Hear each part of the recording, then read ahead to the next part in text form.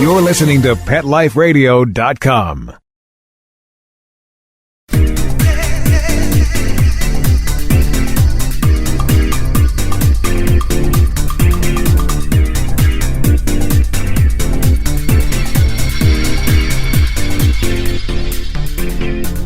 Welcome to My Dog Digs Dirt. I'm your host, Lauren Collier. If you've ever dreamed of starting your own pet business, maybe you have an idea for a fun product or service, you certainly aren't alone. The pet industry continues to grow and flourish. In 2005 alone, Americans spent over $60 billion on our fabulous furry friends. On today's show, we will meet 4 pet lovers who turn their pet ideas into new and innovative products and businesses. Hear their stories and be inspired. Pet entrepreneurs on My Dog Digs Dirt right after this.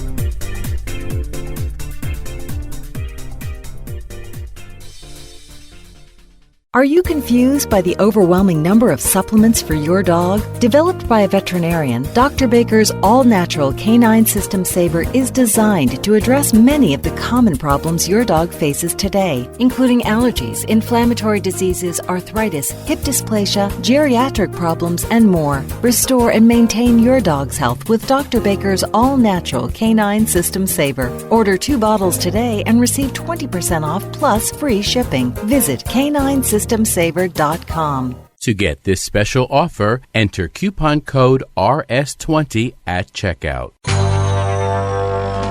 It's DesignerPetSweaters.com. Hand-knitted designer sweaters for your precious pup or cool cat. Beautiful couture patterns for your pets, including custom-knitted formal wear, casual wear, yachting, and even sports-themed. Many designer pet sweaters include feathered tammy hats, top hats, and a lot of sparkle.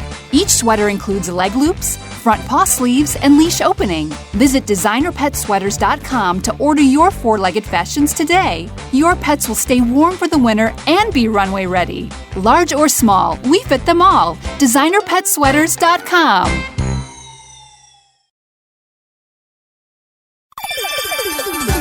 Let's Talk Pets on PetLifeRadio.com.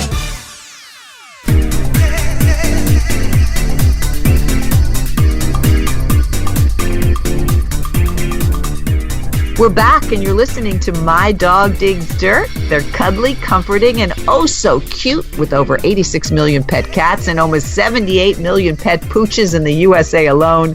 It's no surprise that the pet industry is turning into a big business. So what does it take to be a creative, successful pet entrepreneur? Well, on today's show, we're going to talk to 4 of them. And first up, we say hello to Jamie Carreiro, who is creative and technical director of Disco Dog, an LED-powered vest for your pooch. Jamie, welcome to the show. Hi, thanks so much for having me on. I have to tell you, a friend actually went to one of your events, saw the vest, showed me the video, and I fell in love. It's absolutely adorable. Oh, that's great. Thanks so much. Now, for those listeners who have not seen it, let's tell them exactly what it is. Sure. So Disco Dog is an LED vest for your dog. It's wearable technology for dogs. So it's a typical dog jacket. What's different about it is we have embedded 256 full-color LEDs inside, and you can control them all with your smartphone. So as your dog is walking around, you can display animations and text and really anything you want on your dog. It's so cute. And we're going to be showing, people can see the video on your page. What I love is the fact that it can even be used for safety reasons. You can, absolutely. Right? Yeah, I think that it's really great if you're walking your dog at night and also just at a distance. It makes your dog a lot more visible. There's another function that we think contributes to the safety, which is called lost dog mode. If the Disco Dog jacket loses its connection with your phone for more than a few minutes, it will display a custom lost dog message so that if your dog runs off while wearing the jacket, people could see on there, oh, okay, this dog is lost. I should look at its tag. I should call its owner. Oh, absolutely. And it's very clear. That's what I love about it. And very colorful, as you said. How does it work? I mean, you're saying it's controlled with one's smartphone. Is that right? Yeah, so there's a rechargeable battery inside the Disco Dog vest. So just like any other device, you charge it up and it'll run for an hour or two. And then each of those LEDs can accept commands about what color and brightness to show.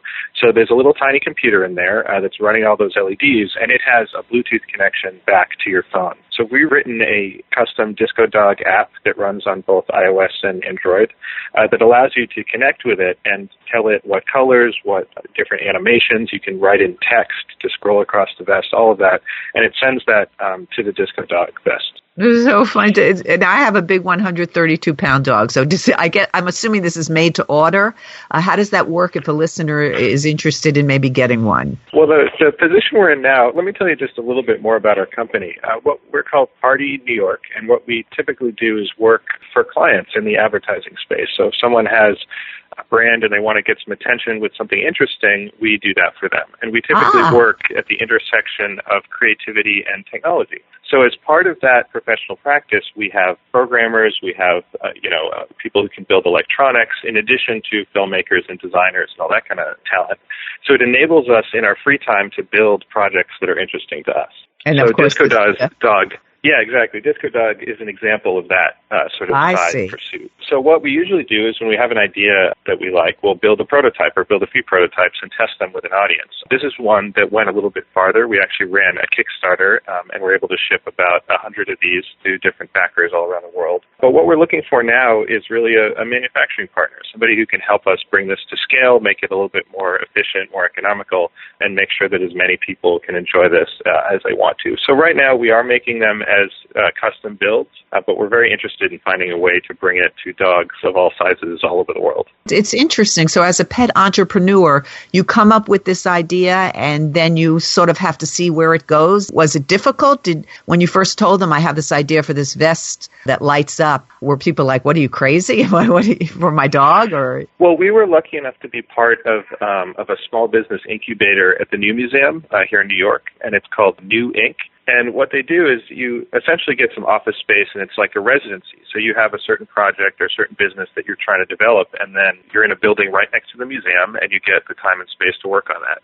So we developed Disco Dog as part of our time at New Inc. And at the end of that session, they had something called Demo Day, where everyone got together and they selected a few of the projects for people to get up on stage and pitch to this audience at the museum. So that was the first time that Disco Dog was revealed to the public in any form at all. And we had, a friend of ours has this very cute dog, which is the one from the video. And we had her name is Lolly. So Lolly modeled for us in the first prototype of Disco Dog, and the audience was really charmed by it. And it was that happy reaction, that joyful reaction, everyone saying, hey, I want to see this go farther, that pushed us to take that next step and run the Kickstarter. And then the press that surrounded the Kickstarter has really encouraged us to try and find a way to bring this to scale. Has it been difficult? I mean, is it hard to be a pet entrepreneur? Do you have advice for our listeners who might be interested in doing something similar, not to your product, but just really to get into the pet business? I mean, I would say the number one thing is do what you can to get it in the hands of pets and pet owners as soon as you can, very early. I mean, it seems like the obvious thing you would do, but that kind of testing to show you the unexpected things, the things that you didn't even think about, that's what's been the most educational for us, and also the most rewarding to see people enjoy it, to see them enjoy it in ways that we didn't expect. And that has led to even in Disco Dog some changes in the software, some changes in the functionality to really give people more of what they want.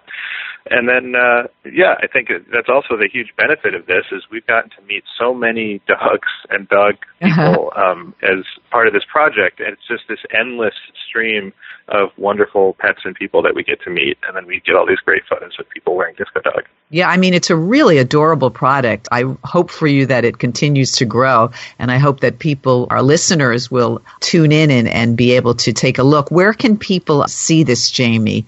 I think your advice to be flexible when you're creating something is very important as well. So if someone's interested in this gorgeous, hysterical, though very cute Disco Dog vest, what should they do? Or interested in helping you to make it go a little bit further, where can they contact you? The home of the project right now is discodog.nyc. That's the best place to start if you're interested in that project. And there are links there for getting in contact with us. And you can also check out our company that we do kind of as a main gig. So Disco Dog, that's DISCO codog.nyc. Fantastic. And maybe you'll make some for cats, too, coming up the road. Oh yeah, That's changing right. the size and then getting the cats to cooperate. Just let me ask you briefly though, what is it? Is it lightweight, comfortable for the dog? Because of course your model there, she's little, so she seemed very comfortable in it in the video. It is very lightweight, yes. The LEDs are very small, and the battery is a very lightweight. It's akin to the type of thing that you would be in a thin cell phone, but it requires even less power than that. And then the microcontroller is, it's smaller than a quarter, so it's a very tiny computer in there. I keep thinking a moving billboard or a moving Christmas tree. Very cute. Jamie, thank you so much for being here. That's Disco Dog. Yes, thank you. I like the product. It's very cute. We're continuing our wonderful show about pet entrepreneurs. The world of pet fashion is certainly exploding. I mean, you can find pet clothes, shoes, coats, and now even elaborate bows and fascinators. Welcome, Susan McGuire, owner, founder, and designer of Maison de Woof. Did I say that right, Susan? Perfect. Yay! Well, welcome to the show. Thank you. Thank you for having me. So happy to have you. I am in love with your accessories. Head accessories, really, which it's so funny because I would think, what dog or cat would wear that? But they kind of like it. How did you get started? They do. Well, we adopted a really, really lovely Shih Tzu. We were very fortunate to have her. And when we adopted her, she had this beautiful strawberry blonde hair that I just wanted to put a nice bow on. And I was looking everywhere for something that would actually suit her. And I'm a shoe fiend. So every woman that loves shoes knows you want something different, you want something fashionable. And I didn't want to just put a grosgrain ribbon on her. So it wasn't there. There was a gap in the market, so I suddenly started making all these different elaborate bows that grew into a business that from bows it went to fascinators to headpieces. It's fantastic. That was the inspiration, yeah. Yeah, she's so adorable. And it's so funny because when I think of the fascinators, I always think of the queen. It just seems like, right? So what are some of the materials that you use? Because your items are really just beautiful. They're very, very creative. Well, thank you. I didn't want anything that was in the norm, and I wanted something that would really be a really high-quality piece. So a lot of the bows I source out of vintage ribbon shops. So some of them will be French silk ribbons that we choose, and that usually is the inspiration for a particular type of bow. Or I might find vintage crystals that we need to set in a setting, and that will inspire what ribbon we choose. The fascinators themselves, the reason that they have to be wool, it's usually merino wool that I use, is because that's what the old milliners would use. So you have to be able to steam it to set it into a hat form. So the better the material, the better the hat really is, and the better the material, the better the bow is. Absolutely. So Now, what about your customer? Who is your customer? Now, my Anoki is a big girl. She's 130 pounds, and you were kind enough to make her a beautiful hat. So, and your Babette is a little bit smaller. So how does that work? Does somebody come to you and you custom design each different hat and each different elaborate bow? Well, I have certain bows that are just bows that I'll make up that I will only be able to make a certain amount. So those work really well for, the small dogs that have top knots because those can be almost universal. But when we're talking about a fascinator, fascinators and I believe hats, especially for any pet, shouldn't be one size fits all because it doesn't, and it makes them uncomfortable.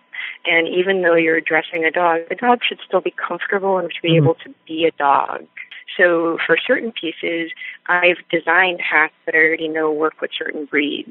So I know what would work on a Chihuahua, what would work on a Shih Tzu, what would work on a cat. And I recommend for certain clients certain hat forms, and then they can custom design if they'd like, or I could recommend X hat that I already have that is being sold. For other people in a custom design, we may actually have a meeting.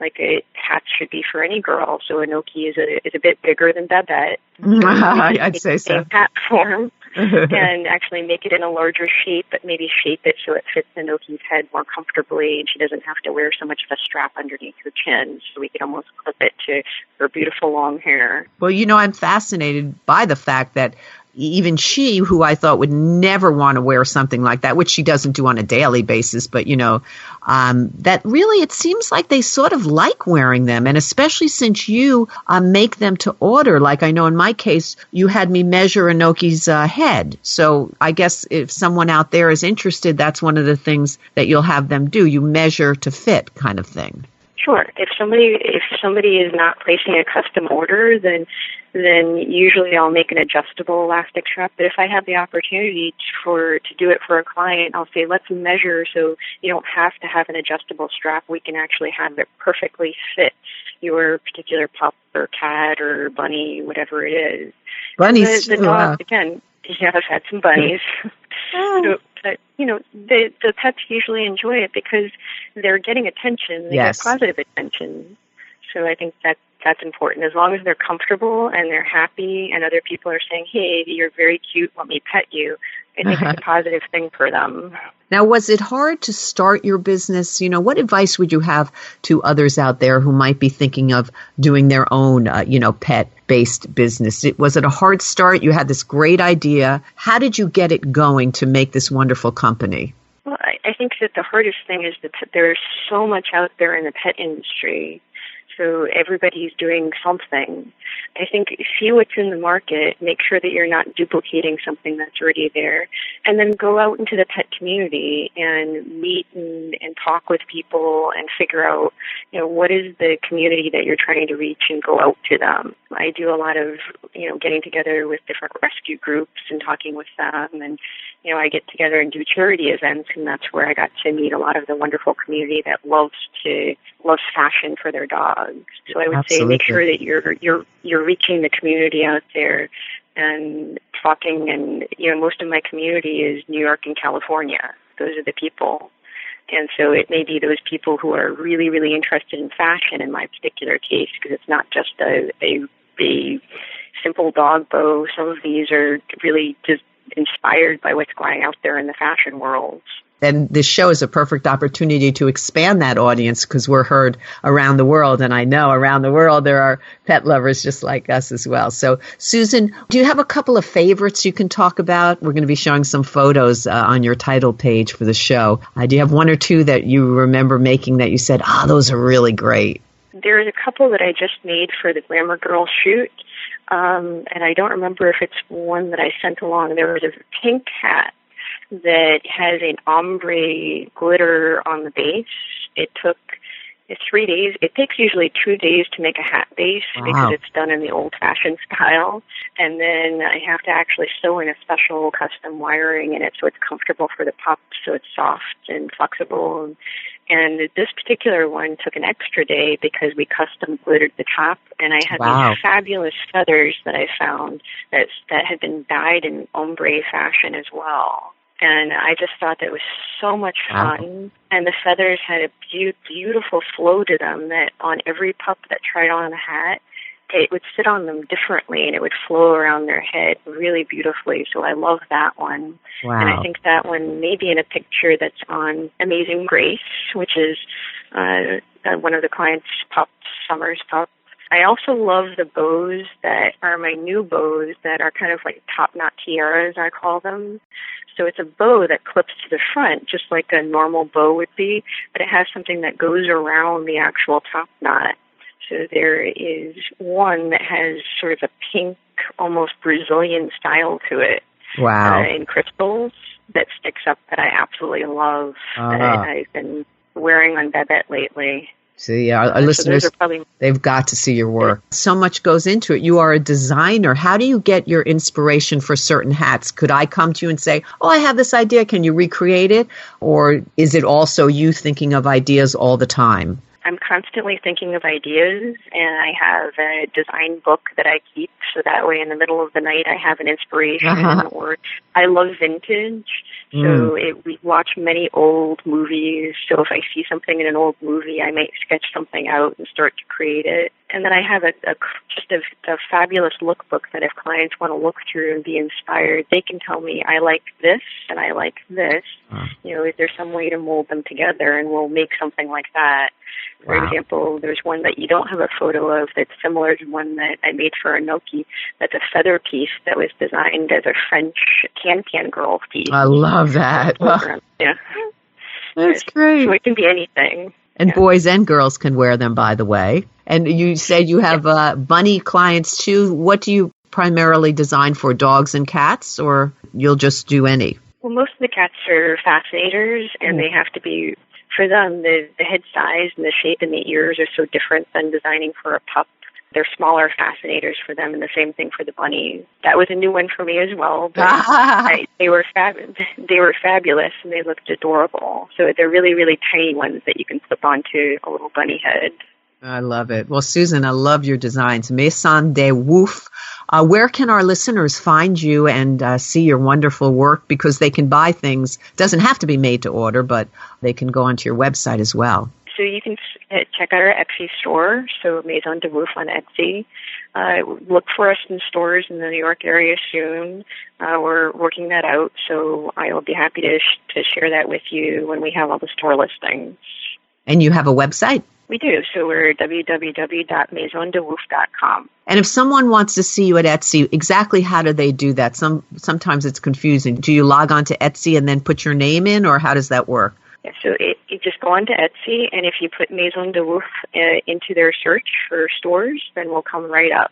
Fantastic. And the Etsy listing would be www.etsy, and then you put in Maison de Woof after that. Fantastic. Also, you're on Facebook too, right? We do have a Facebook page, and we have an Instagram page. And if you're interested in seeing our Glamour Girl shots, we'll be posting them soon on Etsy, on our Facebook page and our Instagram. And what are those so people can find you? Facebook is that's Maison de Woof, and our Instagram is @Maison de Woof.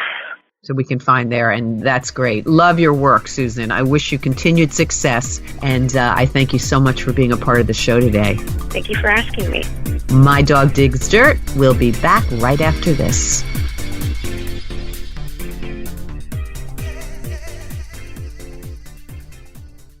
I'm a U.S. Air Force member stationed overseas, and we have 3 rescued mutts. Stone Phillips was to be euthanized. There were bacteria crawling all over his skin. They called it elephant skin. It was rough, wrinkly, like a Brillo pad. He was in constant misery. DINOVITE.com. We started feeding him the Dinovite, and his skin, it's a 180 turnaround. His skin has cleared up. He's not in pain. Stone is in excellent shape today. He runs, stays slim and trim, and follows my husband around like he worships him. I would highly encourage you to get a rescue dog and start him out on Dinovite right from the beginning, and they will make such a difference in your life. Call 859-428-1000. 859-428-1000. Or go to Dinovite.com. DINOVITE.com. Hi, I'm Dana Humphrey, the founder of Whitegate PR. We have been specializing in PR and marketing in the pet industry for over 10 years. If you have a pet product or service you would like to promote, give us a call. We can help create awareness for your brand on TV, radio, magazines, newspapers, and blogs. Feel free to reach me directly at 619-414-9307 or learn more on our website at whitegatepr.com or follow us on Facebook. Let's talk pets. Let's talk pets On Pet Life Radio. Pet Life Radio. PetLifeRadio.com.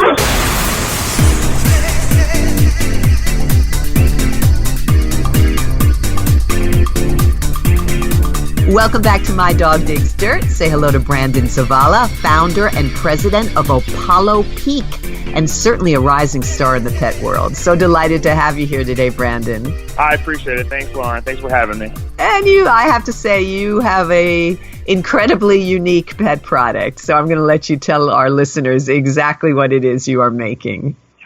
Yeah, well, we actually make a wine for cats and for dogs, actually. So we started out with the cat wine, and we actually started moving our way towards a dog wine that's available now for pet owners. I can't remember where I saw it, but I said, I've got to call him. He's got to be on the show. Because I'm like, what? A wine? Like, is this for us with cat and dog names? But no, you say this is for cats and dogs. So explain that. Is it like a wine like we would drink? That's correct. That's correct. Actually, it looks like something we would drink, but it's completely different. It's completely different in the sense that it's actually a lot healthier for the cats and dogs. So it doesn't contain grapes and it doesn't contain alcohol, but instead is made with, we brew it with different herbs. For instance, with the cat wines, we use catnip, of course, which kind of gets them a little excited. And for our dog wines, we actually use like a chamomile or a peppermint-based type herb for it. That helps a little bit in terms of the calming of a dog, kind of like a nightcap, if you will, for the dog at the end of the night. And of course, we use all organic animals and are actually pretty beneficial to them. So you say you use all organic ingredients then? So these are things that are tested for people that might fear, well, I'm a little afraid of this, but you're saying they're right? Yes, that's correct. Yeah, so our products that we source are actually all organic. They come to us. They've already been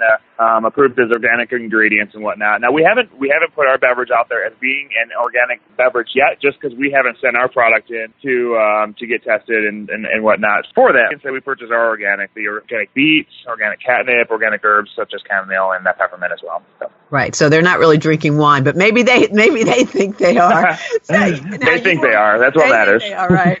And you are a huge animal lover, and you have two gorgeous cats, and you've got to tell the story about Apollo, who disappeared for 2 years, you say. But before were they the ones that you tested this on? Like, were your friends saying, are you crazy when you had this idea? How did you make it work? Yeah. Yeah, I was certainly called crazy quite a bit from all my friends.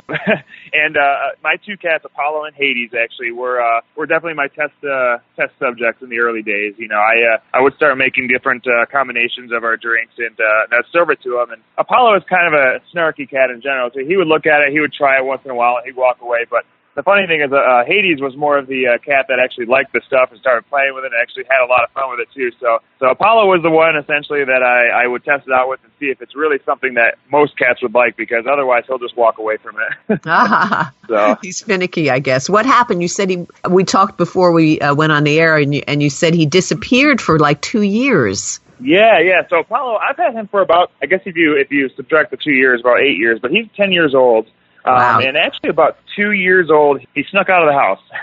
This was back in 2011. He disappeared. I had been looking for him for days. I had put flyers up, and it just kind of got to the point where, I thought that he just took off and might have been, unfortunately, the inevitable, hit by a car or killed by another animal or something. And, time went by, but I didn't forget him, that's for sure. He definitely was a unique cat when he was around. He's always someone that was, or a type of cat that was always on your lap and always just trying to be social with everyone. And yeah, he was gone for about 2 years, and I had picked up my second cat, Hades, during that time frame. And then it was about almost exactly 2 years later, in 2013, where I got a call one day from a local shelter, and they had said, "Hey, is this Brandon?" And I was like, "Yeah, this is. What's going on?" And they said, "Yeah, we have your cat Apollo. Wow. Pick him up." Wow. I said, "What? Are you kidding me? He's been gone for 2 years." So, yeah, that's the story. He disappeared for a while. I like to think that he went to wine school. I was just going to say. And when he heard you were making wine, he came back. He's like, I can't miss this. That's so great that he's back. And he's gorgeous, and he's a big fat cat. Everybody can look at our title page here so you can see Brandon with his beautiful cat. Thanks. So, again, your friends probably thought you were crazy. What do you think it was in you that made you go forward with this? Because cat wines would seem like it'd be a hard sell. It seems crazy. It really does. But, I had worked in the pet industry beforehand. I had worked in pet food, and I had gotten an idea of, different niches, and especially the pet treats market. I'd kind of noticed that a lot of the different pet treats out there were just boring, bland, and pretty much the same thing with different packaging. And so when I had kind of stumbled upon this idea, I thought, well, what is a good way to market something that would be different than everything else that's out there? And, beverage in general would be something that is completely different, because you can't really find beverages for cats and dogs. And the idea of a wine that you can actually share, or you can have a glass of wine, get a little tipsy, and then pour a glass for your cat or dog, found it pretty fun to do. And so that's kind of where I approached it from. And that's where the idea spawned, as a joke. But as I started taking it seriously, And most, like I said, most friends would just sit there and laugh at me and make fun of me, saying, "Oh God, Brandon's going crazy, making fun of that dog." I had taken it seriously, and I had worked with different government agencies to ensure that we followed all the right protocols in making this, and put it out there and marketed it just like any other pet treat or food that's out there too. So, well, I think it's wonderful. That's really I how applaud it started. you. Yeah, I mean, it's Thank so you. different. I'd name a couple of the wines because they have such cute names. I'll even give you a hint of what's coming too. So, okay. Some of our flagships are the Pinot Meow, it's our red wine for cats. The Moscato is our yellow or white wine essentially for cats. We have 2 dog wines, the Chardonnay, which is our white for dogs, and the Zinfandel is our red. And then we have a couple more coming. We have a new cat wine coming out called the White Kittendale, and then we have another dog one coming out called the Malbark. So we've got a lot on our plate here, that's for sure. Well, I mean, I think it's wonderful. You are based in Denver, one of my favorite spots in Colorado. When you first started to market the wines, did you have good response, or were people wondering, is that a person wine, or how did that work? Yeah, a lot of people ask that question. They say, "Can we drink this too?" And you totally can if you like beets and a little bit of salt, I guess. But it tastes terrible otherwise. I think dogs and cats have a different palate than us, so they like absolutely different. But the reception originally was really cool. It was really awesome at first. I mean, a lot of folks were just stunned by it. They said, "Hey, what are you making? It's coming out of Colorado. You guys are crazy out there, Right. Like, it's a very innovative place in general here in Denver too, and that really helped inspire us a little bit more in terms of building a product that is completely different than anything else out there. Oh, it really is. And what a great gift to give others, as holidays come up. Where can people buy your wine, see what you're doing, Brandon? Give us your links so we can have our listeners click on. Sure. Yeah, I would recommend everyone go on to apollopeak.com. That's APOLLOPEAK.com. You can also find us on Amazon, but ApolloPeak.com actually has a store listing where we have stores across the U.S. that people can pick us up. You can also purchase directly on our website, and we ship direct to consumers as well through there. Well, terrific. So Brandon Zavala, the president and founder of Apollo Peak, making dog and cat wines. I'm definitely going to have to get some of these, Brandon. I wish you much success, and your final words to folks out there who might be thinking about trying to be a pet entrepreneur as well.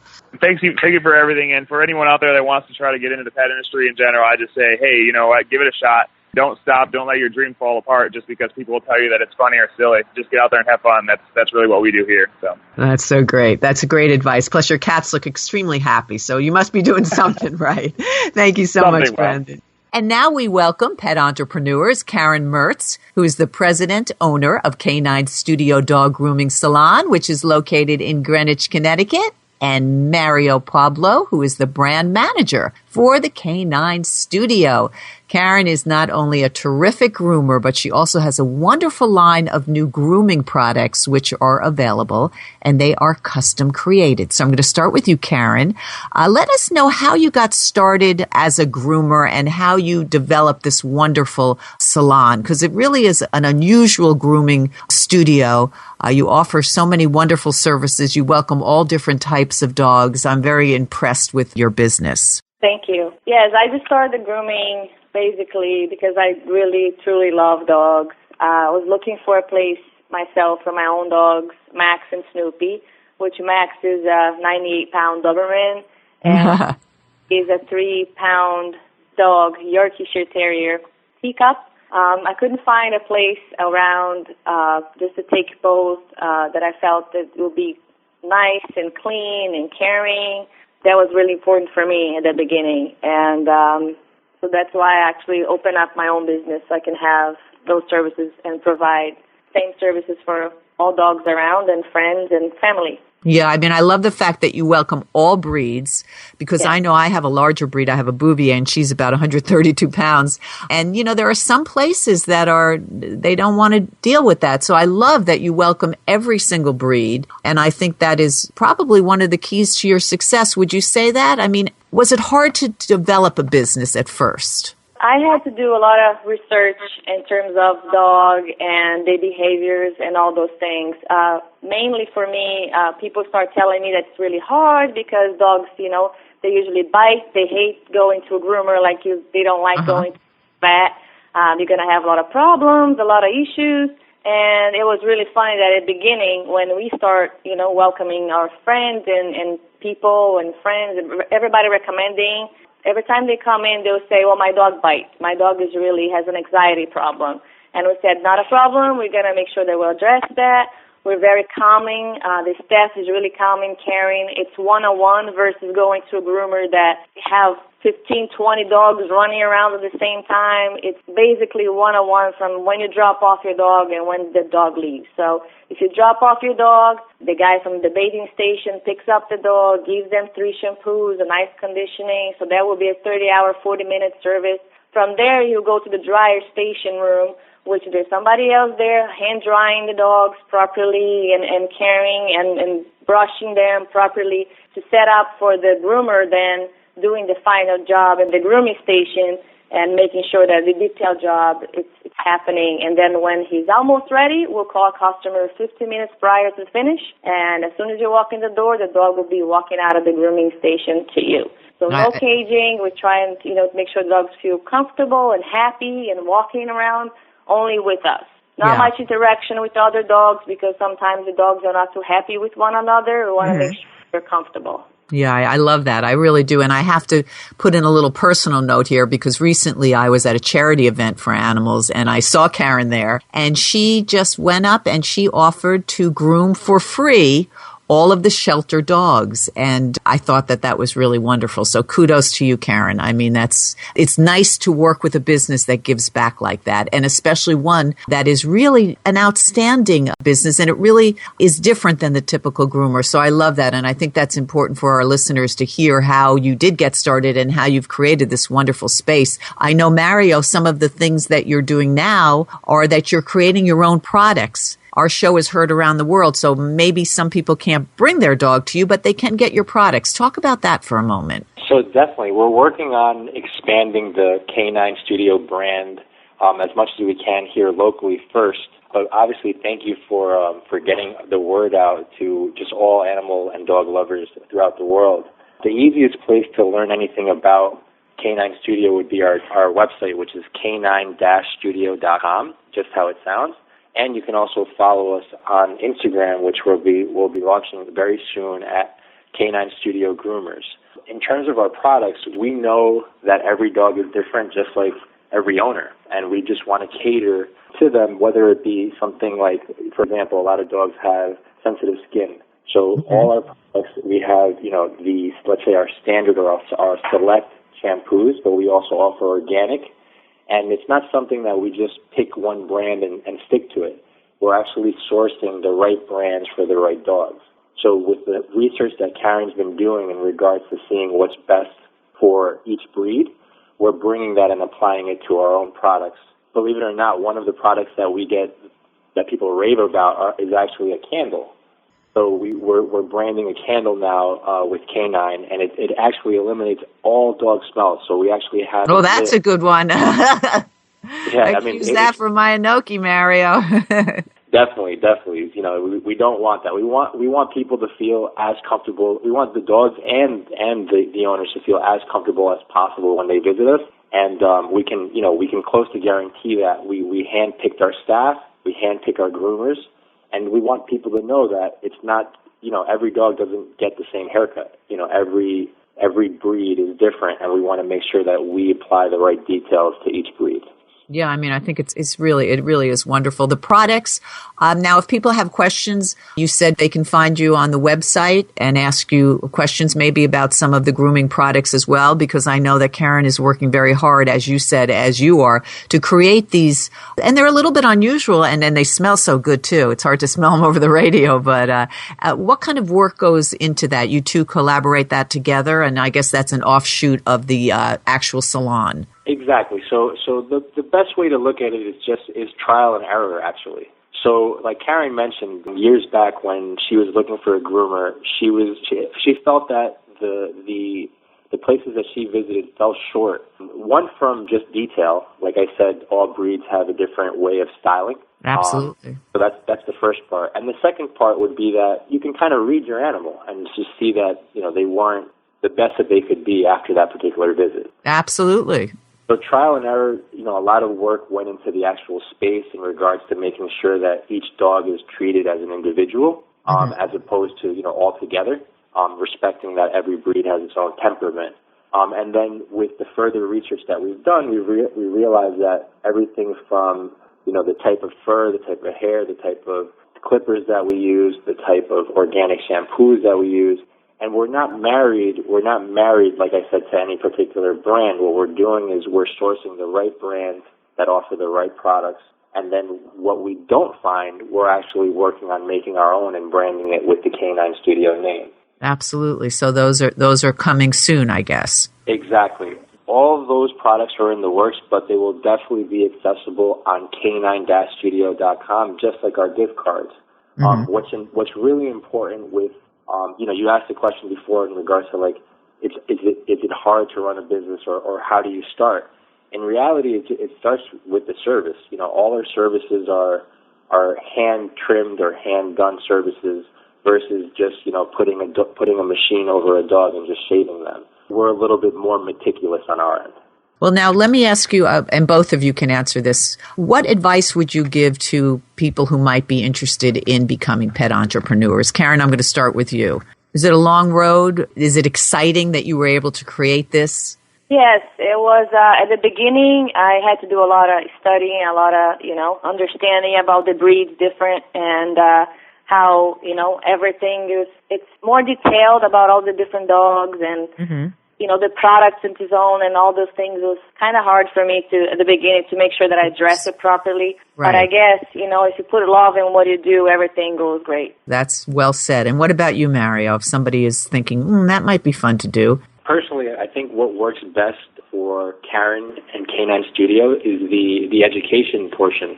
So one of the things that our clients, and anybody that's an entrepreneur, I would recommend, educating their clients. So yes, research that goes into learning about the different breeds, seeing, the different products, the different effects on skin, on hair, on fur, etc. It's not just about having the product. It's also about educating the client about those products and which ones would be best for their breed. So we always, come pay us a visit and let's learn together how we can do the best job for your breed. Fantastic. So once again, tell folks how they can find you. You're in Greenwich, Connecticut. It's Canine Studio Dog Grooming Salon. And you have a website and Yes. Are you on Facebook or? I know there's so many places now. We're doing our due diligence so that we can be easily found if the words Canine Studio Groomers are searched for together. But the domain name is canine-studio.com. And then our Instagram and Facebook social media handles are Canine Studio Groomers. That's us. And in regards to where we are found at 358 West Putnam Avenue in Greenwich, Connecticut. Fantastic. Well, I thank you, Mario. I thank you, Karen. I wish you continued success. And I thank you for being part of the show. Please. Very much. Please. Thank you so much. Thank you so much, Lauren and Mark. Thank you. And thank you, everybody out there, for listening to My Dog Digs Dirt. We will have another fantastic show coming up shortly, but thank you for being part of this show. Let's Talk Pets, every week on demand, only on PetLifeRadio.com.